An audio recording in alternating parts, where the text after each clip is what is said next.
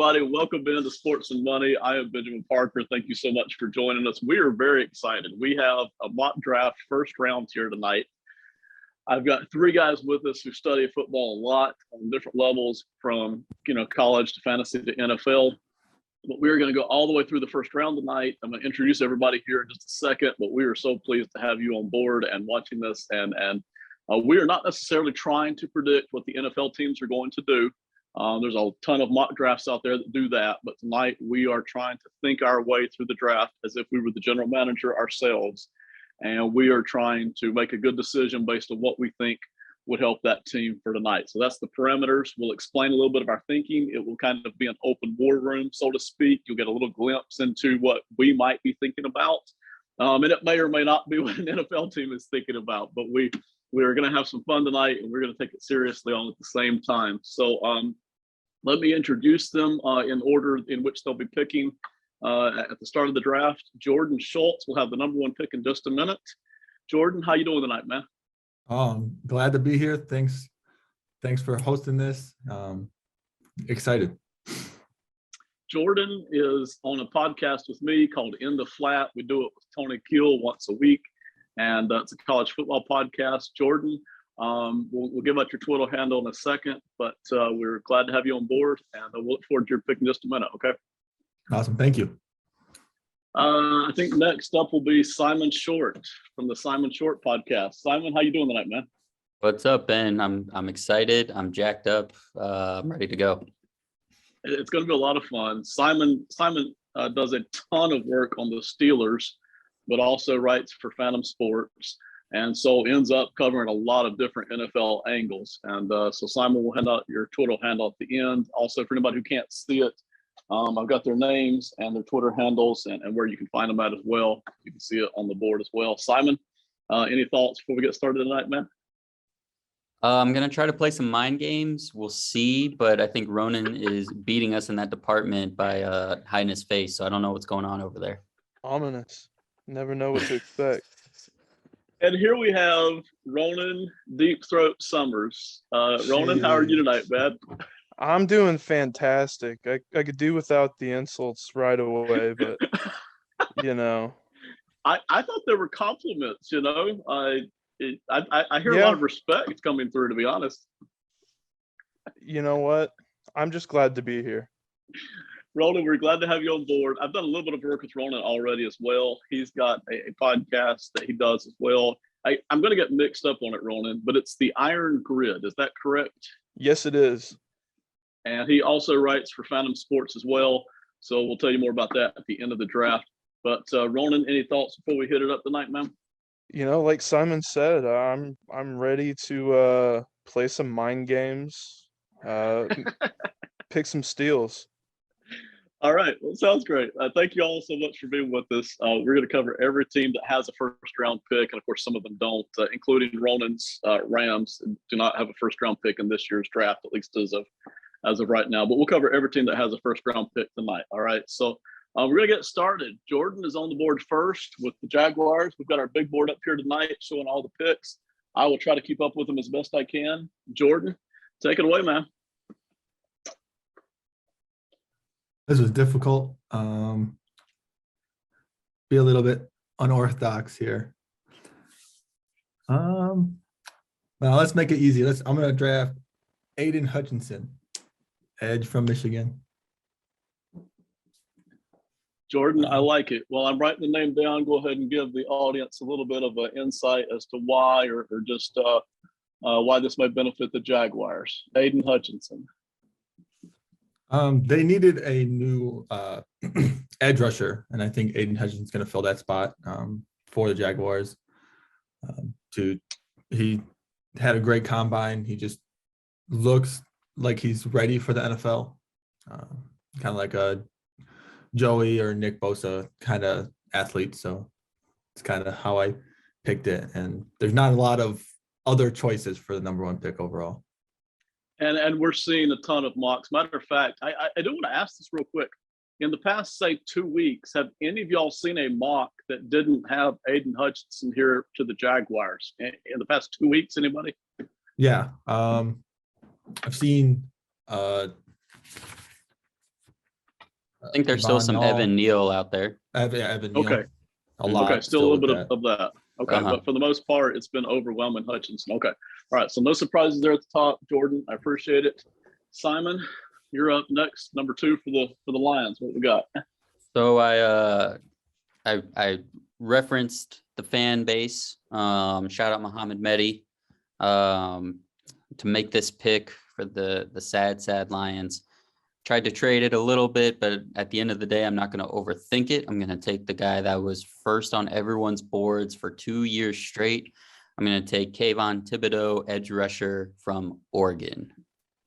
The Detroit Lions, if you watch, they have a pretty good secondary. Their defensive backs can make some plays, but my God, they have to run around for 6 or 7 seconds and try to hold on every single time. So let's get some pass rush.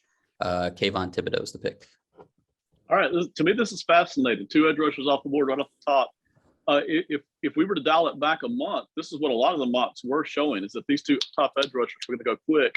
And now we spent the past month in smoke screen season, where you really don't know what to believe because everybody's bragging about a player they aren't even going to draft. So it's very confusing knowing what to believe. Sometimes you just have to go with what you believe and move on that. So the Lions have Kayvon Thibodeau, and certainly something that we have seen before as well. All right, Simon, appreciate it. I am up, and I'm going to be honest. I have not done a ton of homework on this team. The Houston Texans are up, so I'm going to put this open for discussion, and we'll figure it out from here. I've got the Houston Texans. They actually have 2 picks. They've got another pick here at 13. This is not one of the teams I originally had. We were going to have a couple other people join us, and they just couldn't make it, unfortunately. So I am curious. I've got my big board up, and I know objectively who I would pick, but any feeling of what Houston might ought to do here before I actually make my pick? Anybody want to jump in on that? To me, the top 2, well, maybe not the top 2, but you've got, when you're picking this early in the draft, you want to typically get a quarterback, a guy to protect your quarterback, a guy to rush the quarterback. And the best quarterback rushers are off the board. There's not a great quarterback on the board. I see a lot of offensive line go here to Houston in mock drafts. And in my personal opinion, you can never go wrong taking a good offensive line prospect.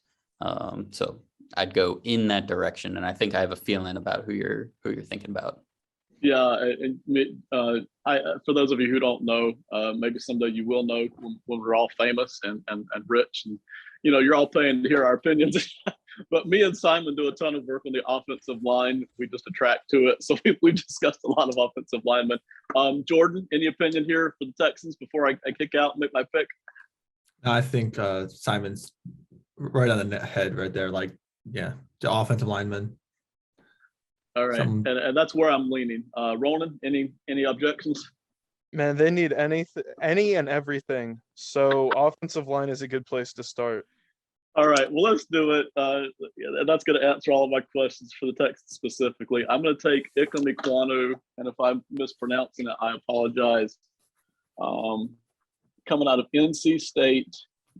You can really put this guy anywhere, but I think left tackle is more in demand there in the NFL. Tackle period, but especially left tackle. So Ikem Ekwonu, he's very explosive. He's very strong. He's very fast.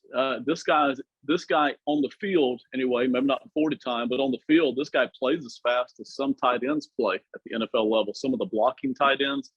He's very fast. Not only that, though, he actually blocks. His ability to actually get to his man, whether it's in pass protection or in run blocking, he actually gets to the man and sticks to the man. Maybe the best blocking offensive lineman here in the draft.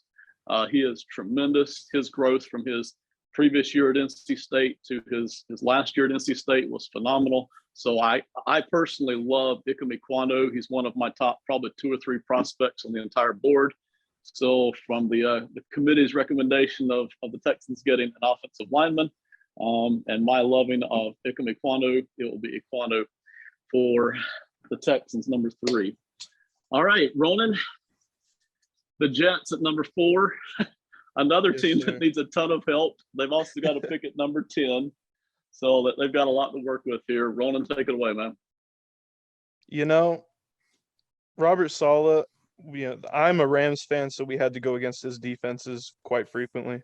and I respect the heck out of him. I think he's a great defensive coordinator. I don't know head coach, we'll see how that plays out, but I think he's probably going to go defense with this first pick. They kind of got their offensive line sorted out. I wanted to go Neal here. I really did originally. But after doing some soul searching, I'm going to go with Travon Walker. He's big, he's powerful, he's long, he's everything you want in an edge rusher. He has versatility, he's quick. I think he will be he can hit his ceiling with Bob Saleh. I like it, man. Walker is the guy. He's one of the guys who I think has zipped his way up the board the most over the past 3 or 4 weeks, right? I mean, maybe there's another guy that's done as much, but I don't think anybody's helped himself as much as Walker has. We were kind of seeing him mocked in the middle of the first round. So, Ronan, I like it. That's where I'm seeing a lot of the mocks lately, is that Walker has worked himself into the top 5. Good pick there for the Jets, like the talent. Jordan, back to you for the New York Giants, who is another team. This is going to be a common theme here. Another team who could use a lot of help all over the place. And, of course, they've got 2 picks, number 5 and number 7. Jordan, what you got at number 5? See, you could say they need a quarterback. You can say they need a lot of things, like you said, Ben. But the easiest thing, they need someone that can protect that quarterback. And Evan Nall just is really is a versatile player, can play tackle, has played guard, all around just one of those offensive linemen that could excel in the NFL and, maybe not make a huge difference right away for the Giants, but can protect, Josh Daniels early. Evan Neal is another guy that I'm in love with. To me, and I'm probably jabbering too much, but I get really excited about Evan Neal too. His pass blocking is pretty unique. You don't see many guys who can do what he can do at left tackle. So the Giants get the much needed help. Again, this is something we've seen some of as well in the mock drafts. Evan Neal, number 5 to the Giants. All right, my turn to the Panthers. This is one I already know what I'm going to do here. And it's not so much because I think this is the right move for the franchise necessarily. It's just because of the desperation that I feel coming out of Carolina right now. It's not a secret that Matt Rule is fighting to keep his job there in Carolina. And so we're going to go with we're going to make some people sick here, but we're going to do it anyway. Malik Willis, quarterback out of Liberty. If I were the Panthers, I don't know that I would do this, but again, this is where the human factor starts to come in. Job security, whether it's for a general manager or for the coach, either one. Bringing Malik Willis in is instantly going to add a ton of excitement to the Carolina fan base. And the upside is there, very inconsistent, very inconsistent. We've seen interceptions in clusters. We've seen poor decision-making, but he's got the cannon arm. He's got the incredibly fast leg. And maybe, just maybe, Matt Rule can talk to the owner and talk to the general manager and get himself another 2 years out of this if he brings in Malik Willis. So that's what we're going with. Malik Willis, number 6 to the Panthers. And any comments before we move on? Simon? So all you've done for me personally as a Steeler fan and someone who likes to think that they know how to talk about the Steelers, you just saved me a lot of headache from having to do anything. The Steelers are going to have to give up a lot to get to pick 4 or 5 to take Malik Willis. And that's actually what I did in my latest mock draft for Fantom Sports. And fans in the Facebook groups, which you guys know can be a little, we'll just say mean.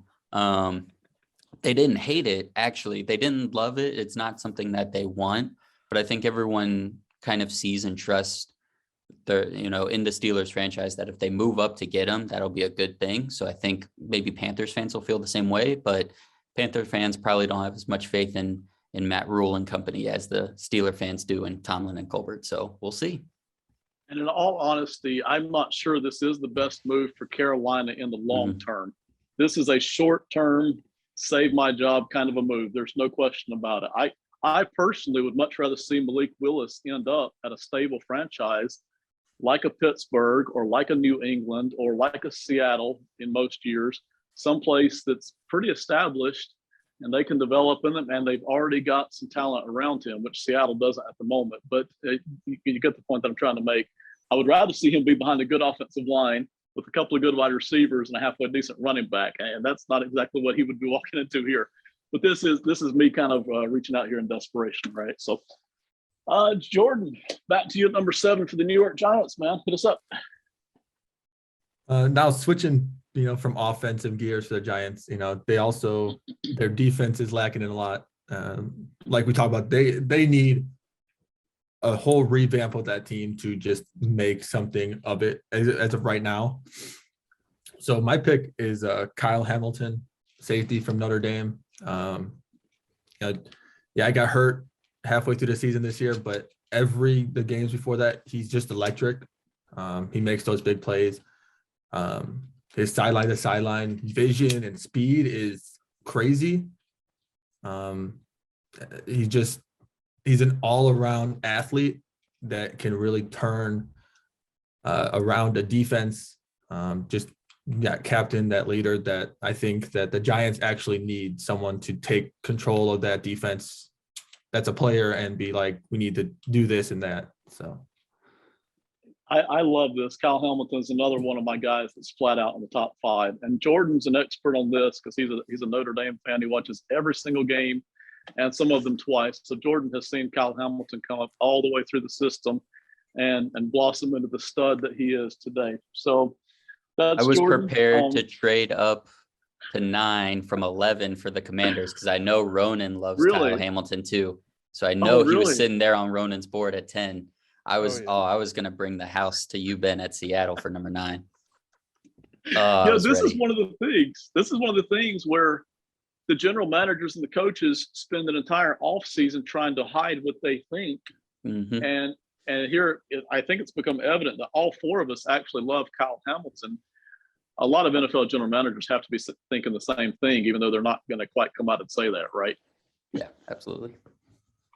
Okay, the Falcons at number 8. Falcons at number 8. Here's my dilemma. This is where I'll go ahead and let you into my thinking. If this was a real draft, I wouldn't do it. But since we're mocking, this is where it starts to get interesting.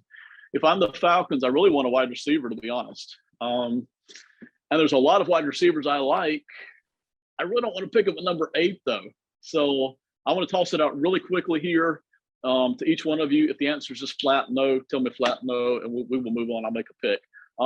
Is any teams at all interested in moving up to number 8 in a trade for the Falcons? Because honestly, the Falcons if I'm the Falcons, I would love to just trade down, get a couple more picks, still end up with a good wide receiver at say 16 or 18 or 20. Simon, yes, no interest? Oh. None from Simon. Jordan, what about you? No, I'm good. No interest there. You're probably all thinking the same thing as I am. Why would I draft up to 8, or why would I trade up to 8 when I can get what I want at 15 or 16, right? Ronan, what about you, man? Any interest? I don't believe so. All right, that's fine, and that's what I was thinking. So I think I'm gonna go ahead and make the move for a wide receiver here. I'm not totally sure that I wanted to draft a wide receiver right here. But let's go with Drake London out of USC. I think some people love him and some people don't.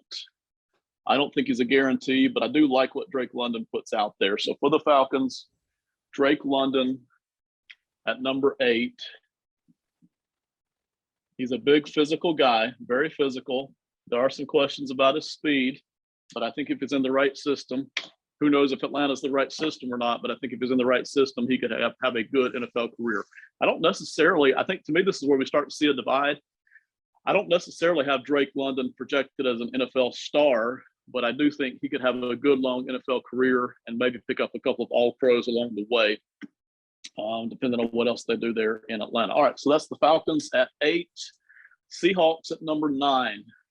I've got a couple of ideas, but the Seahawks need a lot. So, Simon, any suggestions? I'll put it open to committee here. Oh man, let me pull up because Ronan and I just did a podcast on the NFC West. What did were we pretty mean say? about that. We were really mean to the Seahawks. Not as It was mean as pretty Ben and I brutal. were to the Chargers 2 weeks ago, though. But let's I see. What did listened we to say? that podcast today. Yeah, there were not a lot of kind things said about the Seahawks. No, there wasn't. So let's see. Here are the positions I had written down for the Seahawks. This one, I don't think you're going to have to worry about this pick at this point. But quarterback is obviously a hole. Left tackle is a hole. Corner and linebacker. Linebacker is not, as big since they have Jordan Brooks there. So I'd say left tackle or corner, and there are definitely some guys on the board that you could get for either of those spots.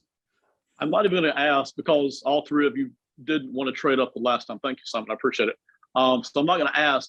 To me personally, and this is where open war room comes in, introducing our thinking. If I'm the Seahawks, there's a lot of guys I like in the draft.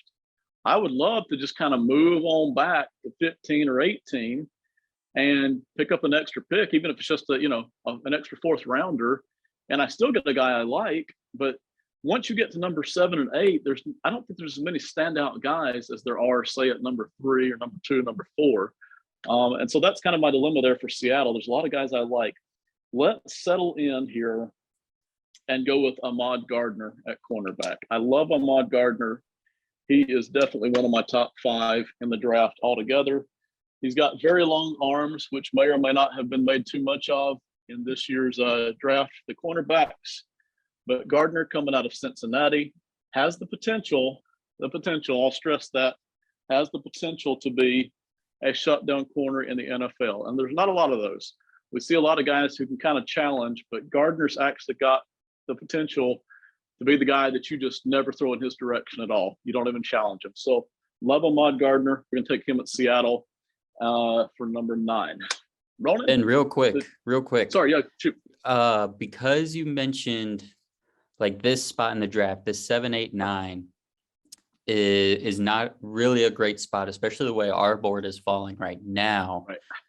We know somebody always falls, right? And right now there's lots of talk of guys like Kayvon Thibodeau or Kyle Hamilton, those guys potentially falling. If this is the NFL draft in 3 weeks, there's a good chance a guy like that is on the board at 9. Do you still think about trading back at that point, or are you running the card up? Or for anybody here, are you running the card up to get one of those guys that we just took in the top 5? If I'm Seattle or Atlanta, this is me personally, Jordan and Ronnie, y'all can chime in if you want. If I'm Atlanta or Seattle, as much as I love Gardner, I'm tempted to still trade back if the trade is sweet enough. So it wouldn't just be for a fourth rounder at that point. Somebody would have to offer me a late first or a second rounder. If somebody did that because they loved Gardner so much, I would be kind of tempted to jump on that. Because in my head, at least, I'm thinking I get 2 starters instead of 1. And maybe neither one of them is as good as Gardner, but that's kind of what I'm doing. Yeah. But I love Gardner. I have no problem settling in here for Ahmad Gardner. It just none at all. So great question, Simon. Anything else from anybody on this area here? All right. Jets, number 10. They've already picked Walker from Georgia at number 4. Ronan, you're up. Take it away, man. I will not lie to you. You broke my heart taking Gardner right there. Was banking on that pretty hard. Whenever you asked about trading down with that Falcons pick, I almost said yeah with the Jets. I was like, no, I know, I that's offered, only man. picks away. So with that being said, Stingley looks like a very, very, very viable option. But I don't think that he's where Gardner is, at least yet. So I'm going to go ahead and take Garrett Wilson. A lot of people have him wide receiver 1. Yep. I'm not big on college football, so I didn't watch a ton of his stuff. He had an amazing combine, though. Let's see. I'm just reading some anecdotes. He made 27 catches for 371 yards and 6 touchdowns over his last 3 games. So Zach Wilson needs a true number 1, and Garrett Wilson looks like he could be that guy. I like the pick, and you're right. A ton of people have Garrett Wilson at number 1 for wide receiver. So there for the Jets.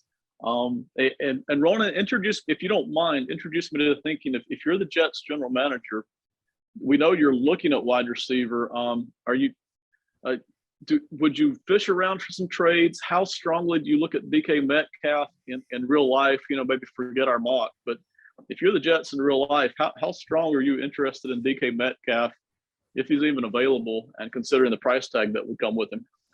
Well, if I'm the Jets, I'm calling Seattle and letting them know that whatever they want for DK, they'll do. I'd give up the 4 and 10 pick if I'm getting a second DK and a second back. Would you guys take that? I would be tempted. Simon, Jordan, what do y'all think?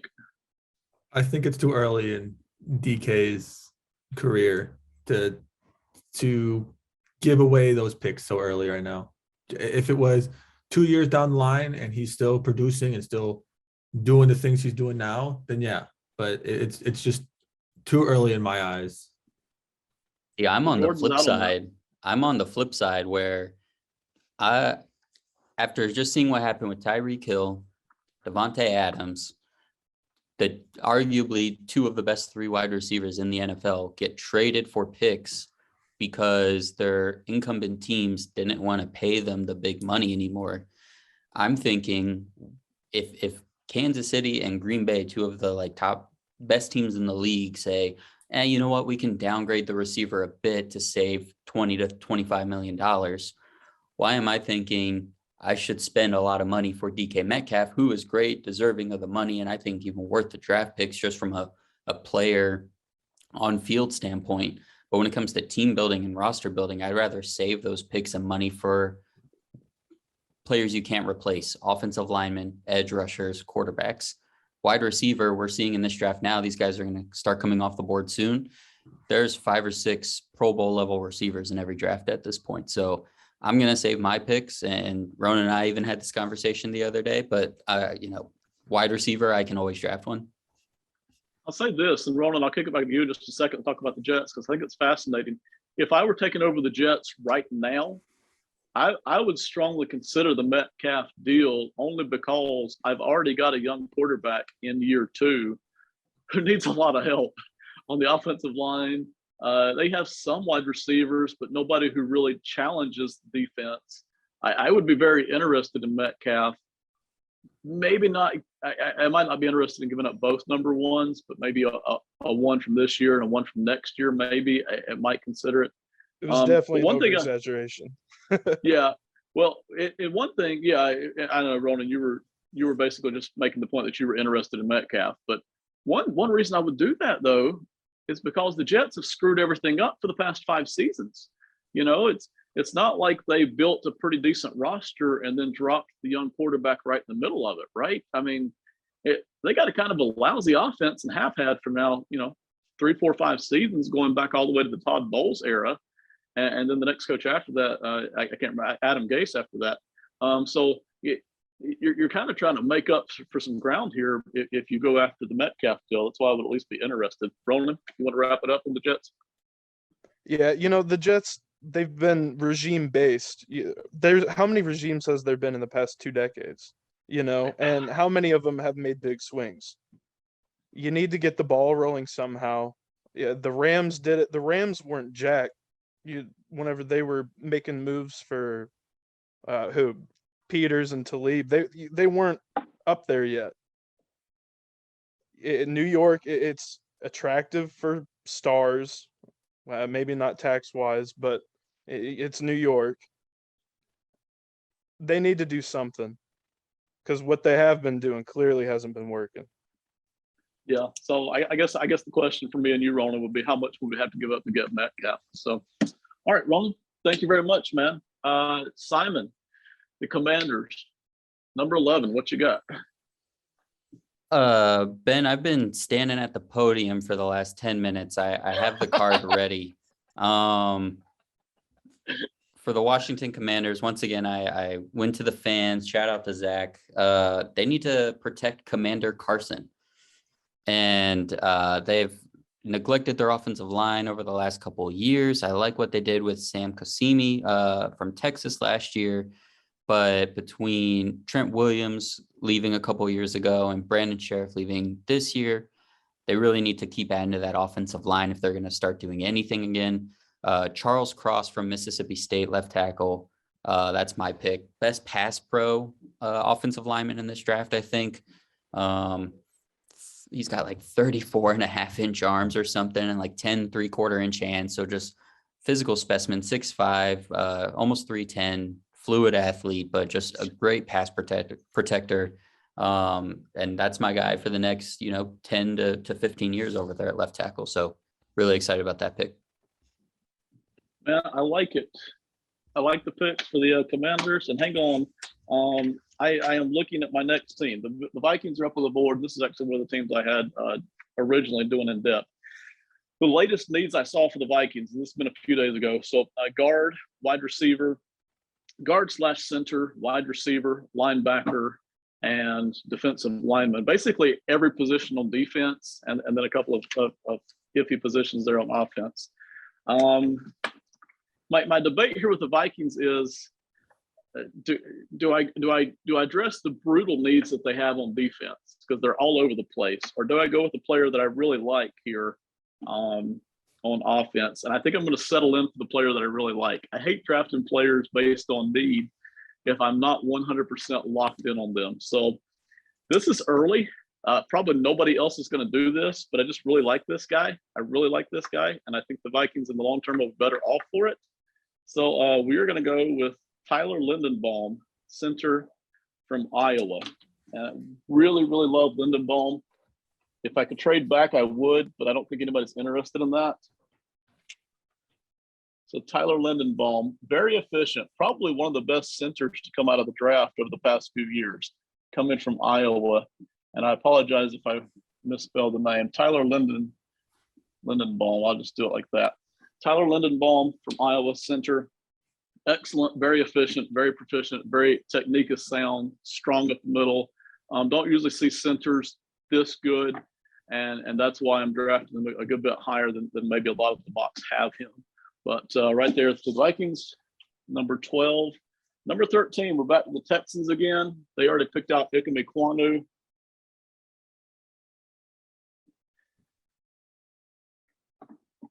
For the Texans, we said left tackle and CB and linebacker for the Texans. Is that right? Simon, were you the one who called that out for Houston? That was for Seattle. That was the other team. All right, hang on. For Houston, give me 1 second. We're going to skip out here on a couple of guys. They just re-signed Cooks, or gave Cooks an extension, whichever one he was. Right, they tacked on the 2-year extension. Yep. All right, tell you what we're going to do, and I'm sorry for keeping our audience hanging on with bated breath here. I'm trying to run the draft and do my teams up both at the same time. So we're not going quarterback. We're not going tackle at this point. We considered guard, but I don't think I'm going to do that. We're definitely not doing running back. We're not doing the edge at this point, or safety. Basically, it's coming down to linebacker or wide receiver if I'm Houston. There's some cornerbacks I like okay, but not enough to be drafting right here. So I think for Houston, we're going to go ahead and add on Jamison Williams, wide receiver from Alabama. Not totally sure how ready he'll be at the start of the season. Even if he's healthy, he may not be up to full speed. But Jamison Williams has the potential to be the best receiver in this draft class. Again, that's not a lot, but Jamison Williams certainly has the speed to work out of the slot, and he's big enough to compete against some of the bigger cornerbacks as well. So that's what we're going to do. Jamison Williams right there for the Houston Texans at number 13. Ronan, Ravens. I'm interested, man. All right. So this is tempting. I want to go edge, but Derek Stingley looks really, really, really nice at 14. But I think edge is more of a position of need, so I'm going to go Jermaine Johnson out of Florida State. Let's see. Let me pull up my notes on him. He's big. He's good at getting the quarterback. Jeez. Time's up, block, shed to tackle. He's got it all. I don't do any college scouting, but I do think he's a good prospect. He had a good combine. Didn't have anything flashy, I don't believe. I think he has this is me spitballing because I don't have his 40 time right in front of me, but he runs like a sub 4.75, yeah. I got you. I'll find it. Yeah, he's up there. Yeah. But I like Jermaine Johnson there. I think the Ravens, Calais Campbell is still out on the market. Edge is a question mark. 4.58 on his 40. Yeah. He's quick. It's pretty good. Yeah. And Johnson's a guy, certainly, we've seen him go up and down the draft board, I think. I don't think he was in the top 10 when the offseason started, but the offseason has been kind to him. And then it seemed like he kind of settled back down here to the teens about where we're drafting him now. So the Ravens pick him up. I think it's an excellent pick for the Ravens. Certainly kind of goes into their wheelhouse of what they like to do. All right, Ravens, Jermaine Johnson, edge out of Florida State. Here's where we get to, I think, the crazy part of the draft, if you want to call it that. The Eagles already had 3 picks. The Saints and the Eagles did what, to me, was a kind of a weird trade. But we'll dive into more to that in a second. But Simon, you're up with the Eagles at 15, man. I'm ecstatic. I watched a few Eagles games this year in depth, but I talked to a lot of Eagles fans. Again, shout out Kevin Smick. You watch their defense and you just sense that they don't have enough playmakers. You watch the defense and it was kind of their defensive philosophy where it's just the bend, don't break. But even in that, you still want a guy that you feel can pop at any moment. You definitely didn't have that watching their defense last year. So we've talked around them a lot so far in the first 14 picks. I'm going to pull the trigger. It's going to be Derek Stingley Jr. Even however they want to play him, if they want to switch up their defensive scheme because of a guy like him, or if they still want to go bend, don't break, that's a guy that can at least pop him and make some plays when the team's really going to need it. Totally agree. I love Stingley. I haven't done enough homework to say, I think if the draft that happened a year ago, Stingley might have been up somewhere in the top 5. I think he kind of fell off just a little bit, but there's no denying his athleticism and his power. It's kind of like all the tools are there. He just maybe hasn't quite capitalized on it yet, but he would be very tempting to pass up if you're an NFL team. So right there at Philadelphia. Simon, we'll be back to you very shortly here for the second Eagles pick. They pick up Derek Stingley for the Eagles. Number 16 of the Saints, Jordan. We haven't heard from you in a few picks, man. So back to you. You're actually going to control the back end of the draft pretty well too. But 16 to the Saints, Jordan. What you got? So, I mean, the Saints also need a lot. I think there's a couple like big glaring issues, but just like I've been drafting, offensive line's huge. And if you don't want to lose those those players that should be drafted first round, wait for them later when they're not going to be there. So I'm going to pick Trevor Penning, tackle from Northern Iowa. He's, watching his highlights and everything, he doesn't look like he should have been at Northern Iowa. He should have went to a bigger school. Big guy, fast, downhill blocking is great. Just a good all-around offensive tackle that can control that line of scrimmage, especially for the quarterback, whoever it's going to be sitting in the pocket for the Saints. Is it surprising to anybody that we see somebody like Trevor Penning still, like you said, Jordan, at Northern Iowa in the day and age of transfer portal and NIL, that he didn't get, pushed on somewhere else? Is it surprising to any of you? No, I think, especially that position, offensive tackle, you can go anywhere. And it's a big enough school that you're still going to get recognition. So I think staying Northern Iowa, staying where you're going to start, you're going to start, was great for him. That's why we're seeing him so high in the first round. He's not a late second round draft pick. I'm going to ask you guys this, but I don't want you to tell me now because I don't want you guys to play all your cards right now. But if you guys don't mind, maybe we'll save this for the end of the draft, or maybe we'll do a second little video after the draft, maybe call it the after party or something. If you guys don't mind, write down one name right now as we're halfway through the first round that you're surprised is still on the board that you really like. And again, I want you guys to tell me because I don't want you, I know some of you, one of you is probably waiting to draft him here the next couple of picks, but just write a name down that you're surprised, like, man, I thought that guy was going to go a lot higher, and here he is, still floating around at pick 17 now. All right, I appreciate it. Maybe we'll come back to that later, either at the end of this video or in the next one. I'm back up. Chargers at number 17. Chargers, and again, Simon alluded to it earlier. We did a podcast with him in which we destroyed the Chargers basically for not being very strong. Chargers fans. We apologize profusely. We actually do think the Chargers have a good chance to win the Super Bowl this year, but I raked them over the coals for having a glaring weakness in run defense. So I think I'm going to do what a lot of mocks have suggested and what I like. I think I'm going to pull the trigger on Jordan Davis. But before I do that, again, open thinking. Simon and Ronan, what's the guy that came from the Rams who is now DT at the Chargers? Sebastian Joseph Day. Mm-hmm. Sebastian Joseph Day. Let me ask y'all this before I make my pick, because you guys know I'm leaning toward Jordan Davis here anyway. You guys have seen him more than I have. I haven't spent much video on Sebastian Joseph Day. Would he be able to play alongside Jordan Davis, or is it more the idea that he would back up Jordan Davis? Because I don't want to screw up that move if they're not going to link up alongside. Simon, what do you think on that, man?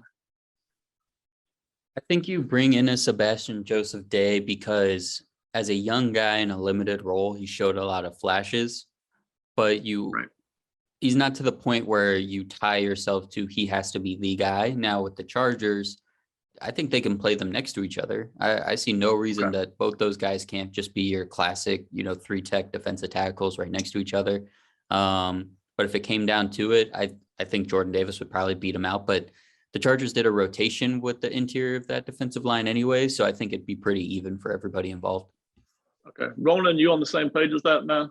Yeah, I'm right there with them. Brandon Staley likes to keep things fresh, and I think adding Jordan Davis would be an insane move to that already insane defensive front.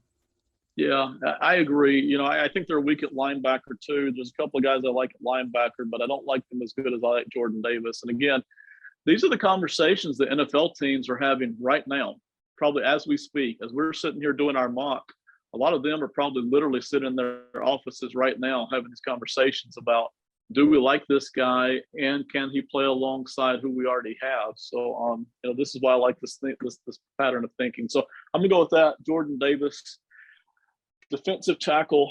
The one thing I don't like about Jordan Davis is probably the same thing everybody doesn't like, is that he may end up only playing 2 out of 3 downs just because of conditioning. And that may not ever change. That just may be a character trait that he can't change. But I think if I'm the Chargers and I'm ready to win a Super Bowl, I'm okay with him just playing 2 downs, 2 out of every 3 downs, or, playing 2 series in a row and maybe sitting out a series or whatever, even if I don't get a chance to swap him out on 3rd down, maybe if once it rotates back around to 1st down, I take him on out to catch a breather. So I'm okay with that. I think it's their biggest weakness right now is stopping the run, and I really like Jordan Davis plugging the running game there at defensive tackle. Simon, back to you. The Eagles have already picked out Derek Stingley, that athlete from LSU. What are we doing now at 18, Simon? So at 18, I'm going to flip to the offensive side. The Eagles, we know about their wide receiver problem. 2 years in a row now, they've taken a receiver in the 1st round of the draft. 2 years ago with Jalen Reagor going before Justin Jefferson. That obviously didn't work out last year. It looks like it worked pretty well with Devonta Smith. I'll go ahead and give away some state secrets here. I like Chris Olave as a receiver better, and he was my answer to your question a minute ago, who I was surprised was still on the board. I did not think he would be the fourth wide receiver taken in this draft. We had 3 go before him, but I'm also going to go against what I'm saying, and I'm going to make him the 5th receiver because I'm going to take Treylon Burks out of Arkansas. I feel with Devontae Smith being there already as kind of my X that I like, he's a little undersized, but not anything too bad. But Chris Olave is that similar style guy. He's a good route runner.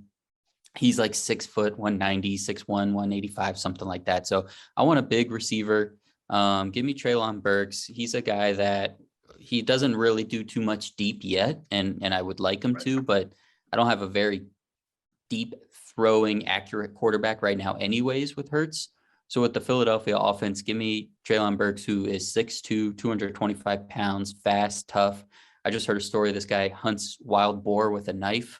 So he's a scary dude. And let's do some wide receiver screens and just bubble screens to him and let him run through some people. I like it. Treylon Burks is a guy I really like as well. Maybe not the most talented guy out of the wide receiver group, but physical. And, Right. and like you said, you may not be sending him deep, but on all the other stuff, you can use him on. And they're at Philadelphia. Philadelphia's definitely getting tougher with these 2 picks here. So I like these physical picks here, and I like Treylon Burks a lot, a wide receiver out of Arkansas. So, all right, the Eagles pick Derek Stingley at 15, and in our draft, they pick up Treylon Burks at 18. Yes, sir. Jordan, the Saints are back up. You got Trevor Penn just a couple of picks ago, and they're back in here at number 19. What are we looking at? Oh, this one. Everybody's taking all the good picks. It's kind of getting hard down the stretch, Right. Especially when it's like a 1-round draft. Yeah. But I think I'm going to switch and go to defense. You know what? Let's throw this in there. All right. Here we We're go. going with Kenny Pickett, Oh my gosh. quarterback from Pitt. I think they can definitely mold him and put him, just have him sit a year, maybe 2, and have him grow as a quarterback. I definitely think that he could turn out to be maybe the next Drew Brees for them. It's just, you'd have to wait and see for how they use him. But I think they definitely can use him more than a lot of other teams right now, just because Jameis Winston, Taysom Hill, Taysom Hill is not a great quarterback that you want heading your team. And I think Kenny Pickett can be that guy that comes in and does it. Kenny Pickett a little bit. I don't mean to say he's Hall of Fame good. I'm not trying to say that. But again, this is just comparisons and images that come to mind. He reminds me a little bit when he throws of the way Troy Aikman used to throw. The accuracy was there. Aikman couldn't necessarily just destroy you downfield unless he was tossing a toss-up in the end zone to Michael Irvin. But Aikman was very accurate, very calm in the pocket. Kenny Pickett is a lot the same way to me. Runs a little faster than Aikman ever did, of course. But you see Pickett throwing these little laser darts, anywhere from 10 to 15 to 20 yards all over the field. And he reminds me just when he's throwing a little bit of Troy Aikman, just in terms of imagery. Jordan, you surprised me, man. I did not see that coming. Okay, but I like it. Simon, I'm curious to see what you got to say here, because I know your thoughts on the quarterbacks, and there's our picture of Andy Reid for everybody who wants it. Simon, I know your general impression of the groups at quarterbacks here, but 2 quarterbacks have already been taken, and your beloved Steelers are sitting here at number 20. So, Simon, curious to see what you got to say, man. So ironically, this team, the Steelers, is the team I have the hardest time making this pick for, even though this is my team. I know this team in and out. The homework for this was to do it as if we got to be GM for the day. If we walked into the war room and Art Rooney II was there and shook my hand and said, "Guess what, Simon, you get to pick for the Steelers today. What would you do?" Because it's not what the Steelers are going to do. If I were Kevin Colbert, this pick could be 3 different things. I won't even throw the names out and bore you. But here's what I'm going to do. Ben mentioned it. I love offensive line. Give me Zion Johnson of Boston College. Guard, Played right guard and maybe left guard at Boston College. I'm not sure, but played guard in college. The Steelers made a lot of moves in free agency to revamp that offensive line, which was just terrible last year. I think it's already going to be better. They brought in a center, they brought in a guard, but go ahead and bring in another guard in Zion Johnson, put him, Kevin Dotson, and James Daniels in a blender, figure out which of those three go to which interior position. And I think that's going to be a stud group for the next, 8 to 10 years. So I'm going to go Zion Johnson for the Steelers. I was privileged to be on the Simon Shortt podcast, I think twice now. Is that right, Simon? I lost count, I've man. lost I don't count. even know. Yeah. Anyway, one of the things we talked about was the Steelers' offensive line. I love this pick. I am curious, if Kenny Pickett had been sitting there, would you have taken him at number 20? All right. I have Pickett personally as my 5th quarterback out of all 5 of these day 1, day 2 quarterbacks. Okay. So no, I wasn't even thinking quarterback. And again, we're just thinking out loud, open war room here. If Malik Willis had slid all the way to 20, how tempted are you at number 20? I'm a little tempted. Tempted. If he slides to 20, and again, for the Steelers, if he's there at 20, I mean, they're running up there in real time. Okay. All right. And I want to get a quick vote here. How many of you, if you were I say that, how many of you, we kind of already did it. Do y'all understand any scenario, or do y'all like any scenario in which any of these quarterbacks are taken in the top 10 this year? Simon, hate it, love it, understand it? I mean, I understand it. It's April 8th as we do this. We've talked ourselves as a media, as a football loving community, that 3 or 4 of these guys are going in the first round. And that's just how it's going. Where 2 months ago, it was, do any of these guys deserve to be first rounders? So it's not going to surprise. I'll be more surprised if someone doesn't go in the top 10.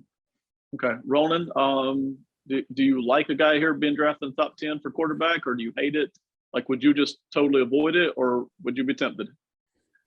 I would be tempted like you said, with the Panthers situation, they need a quarterback.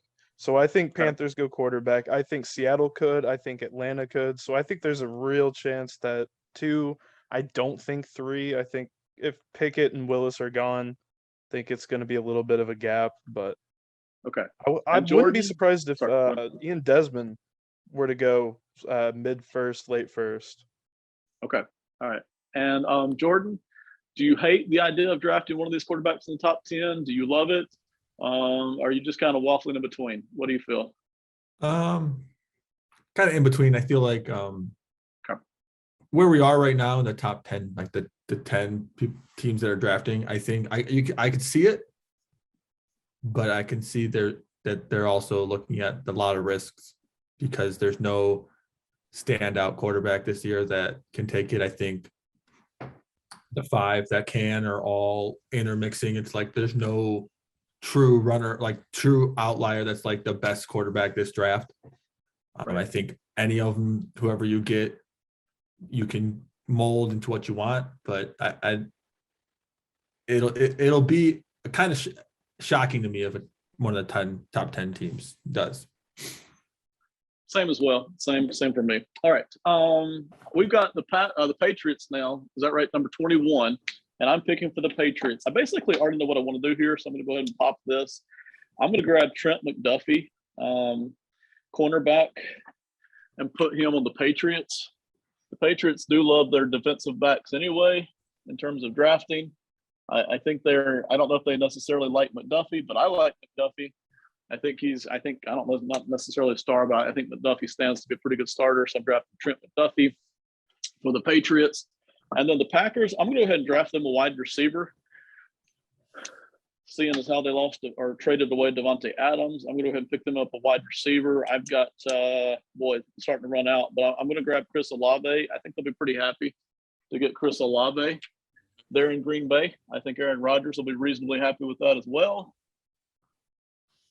And then for the Cardinals, I'm going to put it up to committee for you guys for the Cardinals. Haven't studied as much of them. I know who's on my big board still left here. Ronan, I'll start with you because we haven't talked to you as much the past few picks. Anybody you like here for the Cardinals, or any needs that you're aware of that the Cardinals really just gotta have right now?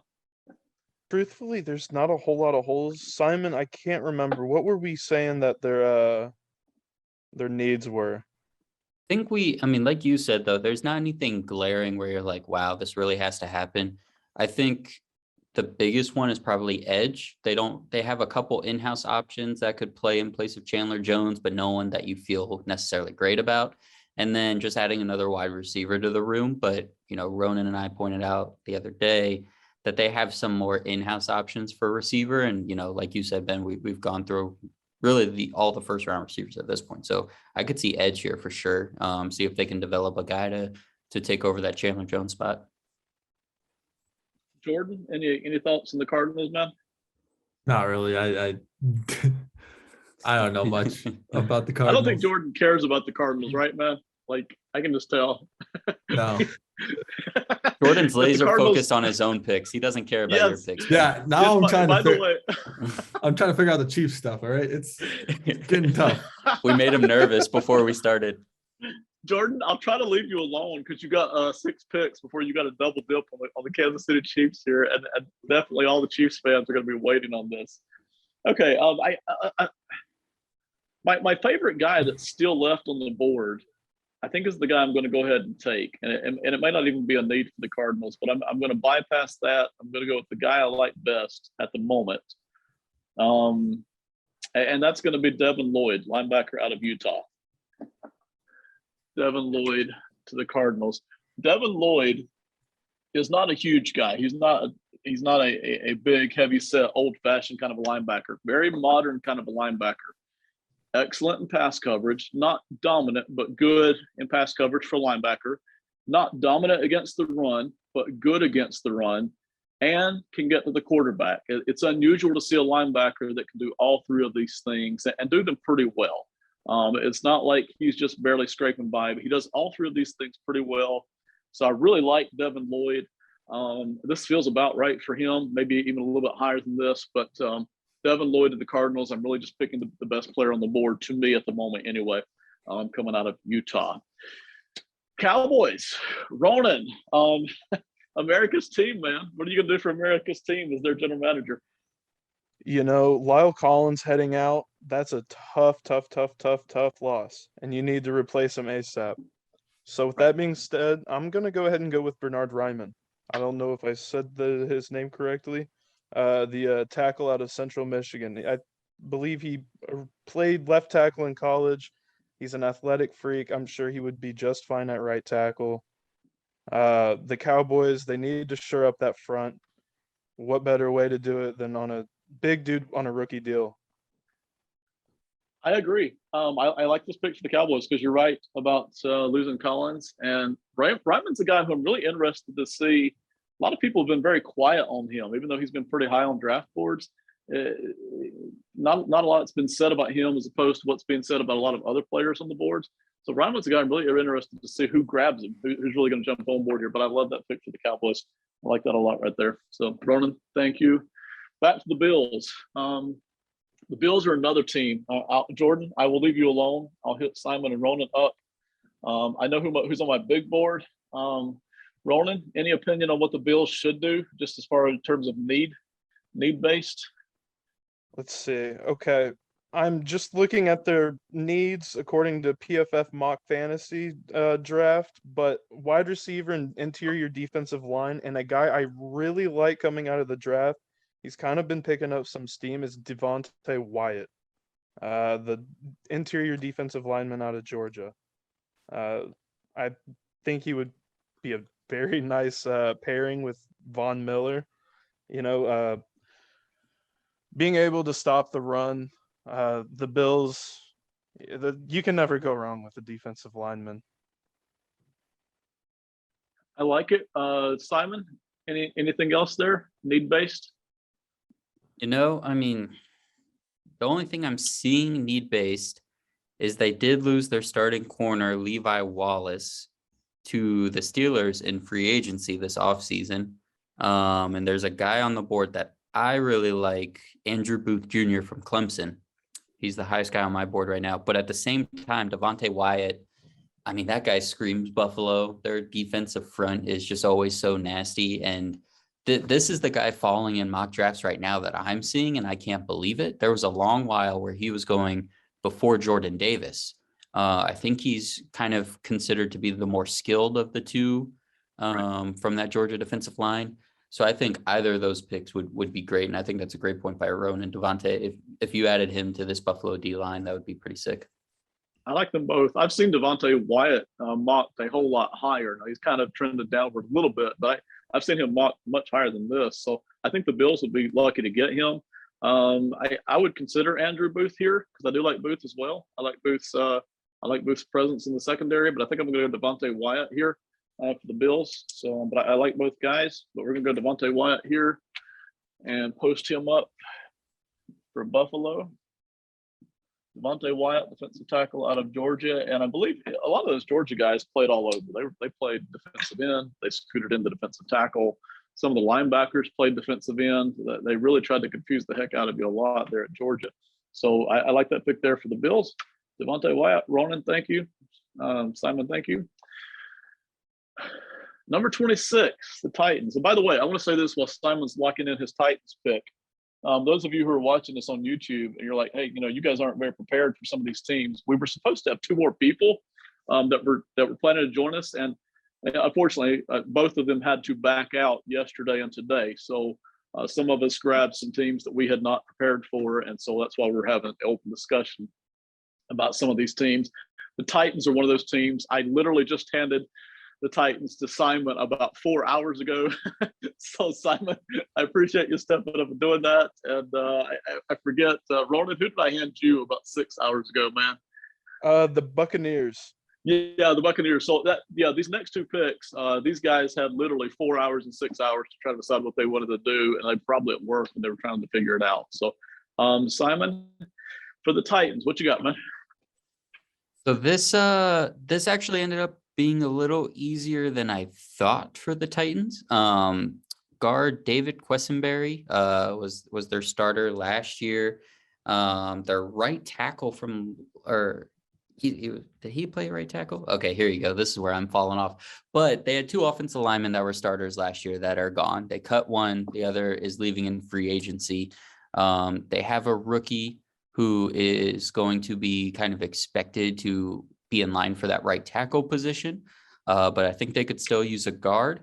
There's one more first round guard on the draft board right now. And so it was a pretty easy pick for me. This is Kenyan Green from Texas A&M. Kenyan Green he's bigger than Zion Johnson. I think he's a little more athletic, or he was supposed to be at least a little more skilled. He was a really top rated offensive lineman in his recruiting class. Had a poor combine, just not as good of a physical workout as he was supposed to have. And even in some of the drills, he had issues. He was false starting and not getting some drills right. So he ended up falling a little bit, but I think this is still the right range for him, the mid-20s here. Put him in Tennessee where, they're just going to ask him to run and block for Derrick Henry pretty good. So I'm going to go Kenyan Green. I like it. And you're right. Kenyon, I really like Kenyon Green too. I don't think I would want to draft him in the top 15. I have seen a couple of mocks push him up there, but this does feel about right for him. I think you have a guy here who can be a quality starter in the league, I think for a very long time. So I do like him coming out of school there. All right. Ronan, the team we handed you about 6 hours ago, man, the Tampa Bay Buccaneers, led by Tom Brady.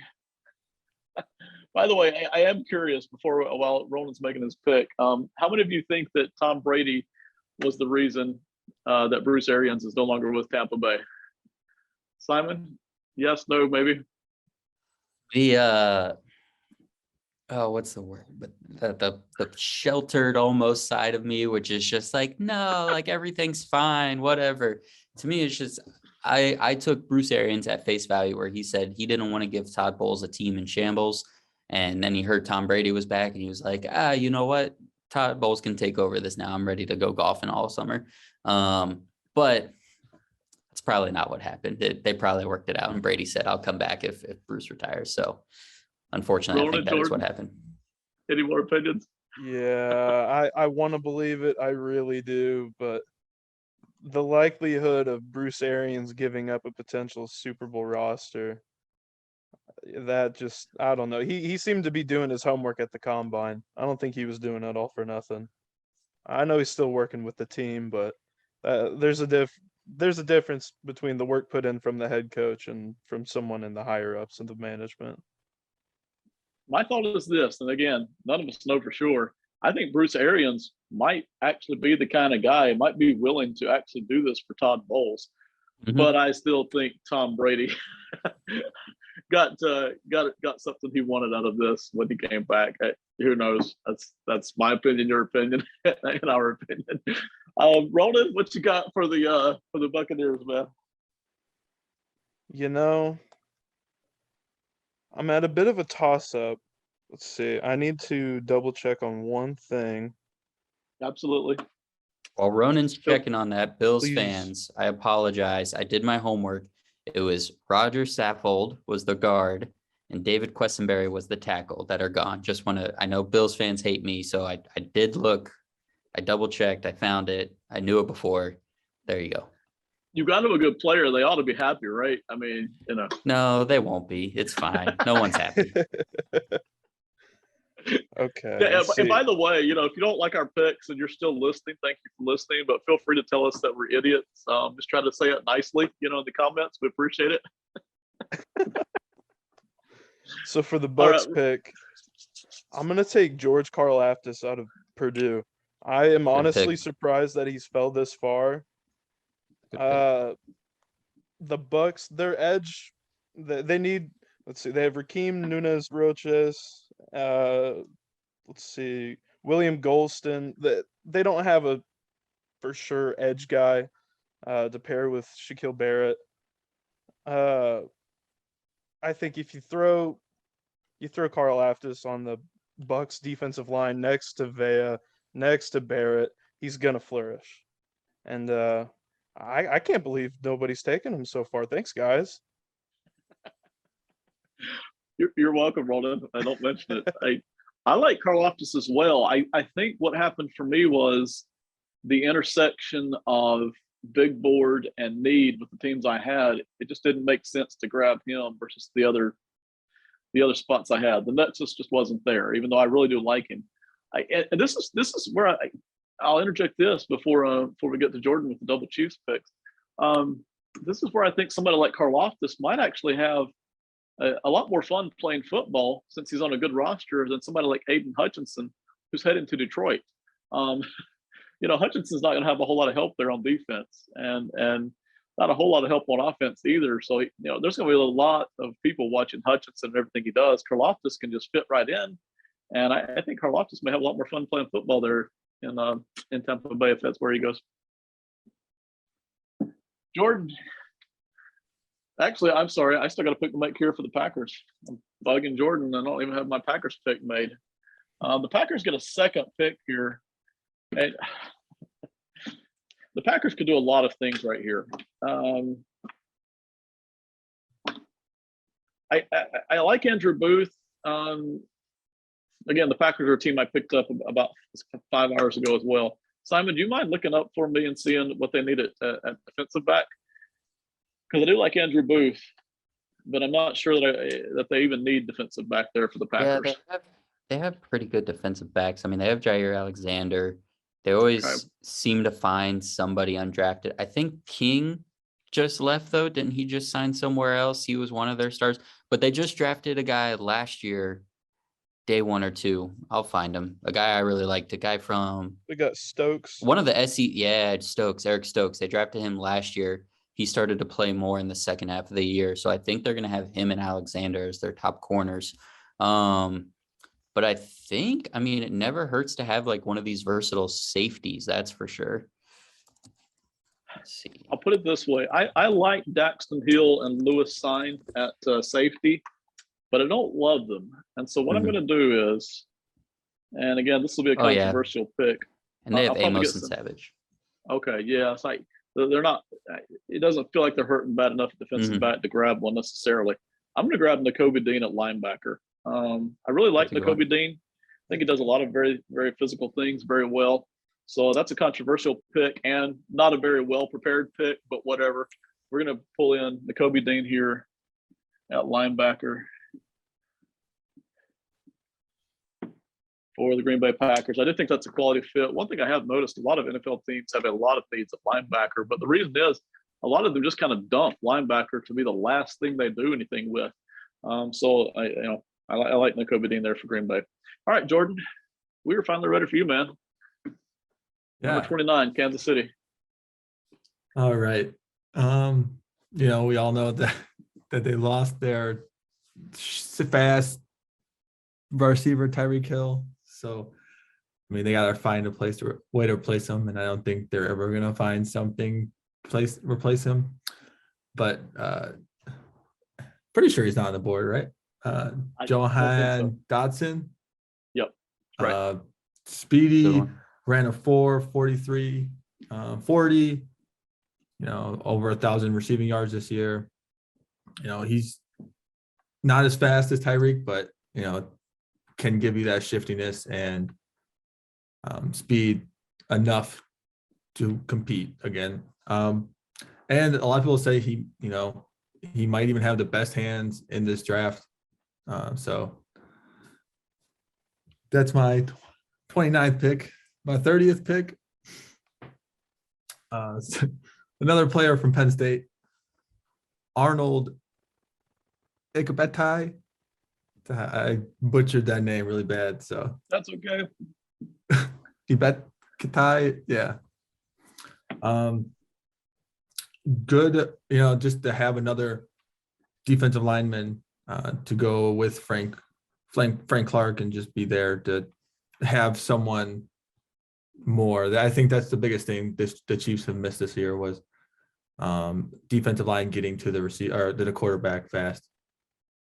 So I have so much to ask you about here, but I think what we're going to do, we're going to finish up the mock and we'll cut the video off, and then for anybody who can still stick around and do a second video for discussion of the mock, we'll do that. Okay, I don't want to keep anybody here longer than they have to be, and I don't want to make this video any longer than it has to be either. So I'll save my questions for that for later. But the Chiefs get Johann Dodson from Penn State and the defensive end, whose name I will not attempt to pronounce at this moment because I don't want to butcher it anymore either. But they get a defensive end and a wide receiver, obviously both needs for Kansas City. Ronan, Cincinnati Bengals, man. What are we looking at? They addressed the offensive line problems pretty well over this past offseason. The only offensive lineman I was going to consider was Lindenbaum, which you sniped in like the top 15. So thanks for that. So I'm going to go ahead and find Eli Applesauce's replacement, Andrew Booth Jr. out of Clemson. I think he's a good prospect. I think he can end up being their cornerback one whenever 5 years from now. Good value at the 31 spot. That's huge. Not going to think too far into it. Ronan, I like it, man. No, I think a lot of us like Andrew Booth. I don't think there's any question about it. Again, I just think maybe the intersection of need and team just wasn't there earlier. But I love Andrew Booth. To me, looks like another quality starter there, defensive back, certainly for the Bengals. Simon, last pick on this mock draft, the Lions picking again. They opened up when so they had the second pick overall, Kayvon Thibodeau. Simon, wrap it up for us, man. I am going to go, this is just kind of a bonus pick here when you're the Lions. You get the last pick of the first round. Shot in the dark. We'll see if it happens. I could still compete for one of the top quarterbacks who I like next year if I really want to. But I'm going to throw out my own top rated quarterback in this draft, and that's going to be Desmond Ritter from Cincinnati. I'm going to take Desmond Ritter. I'm going to let him sit behind Goff for whether it's 4 games or a season. And we'll see if he can be the next guy to lead Detroit to the promised land. I'm not surprised. And why not? Because, again, we'll talk about this more in the second video if we do one.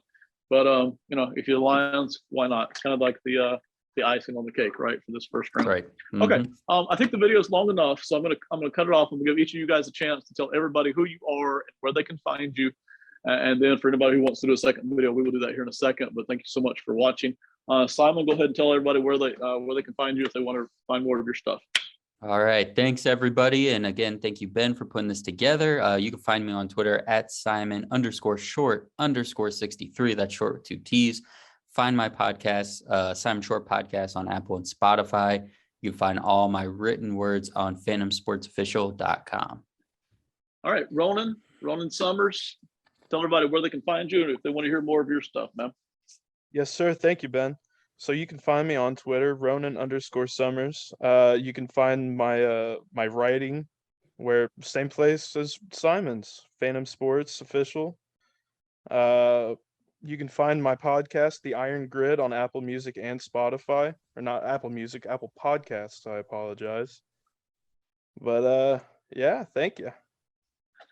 Jordan, if everybody likes your stuff or if they like your picks, if they want to tell you how much they hate your picks, where can they find you at, man? So my Twitter is at J_Schultz, so SCHULTZ 81. I'd also do a college football podcast called In the Flat with our very own Ben Parker. And I do have articles up on Fantom Sports, just like everybody else here. So. All right. Well, everybody, thank you so much for listening. We appreciate the audience joining us tonight. And if you've watched the whole draft, our mock draft, we really appreciate it. We may or may not do a second one in a couple of weeks. I don't know. We'll see if we get to that. We may or may not do a discussion after that. But thank you so much for watching. Jordan, Simon, Ronan, thank you guys so much, man. Thank you. Thanks. Bye, everybody.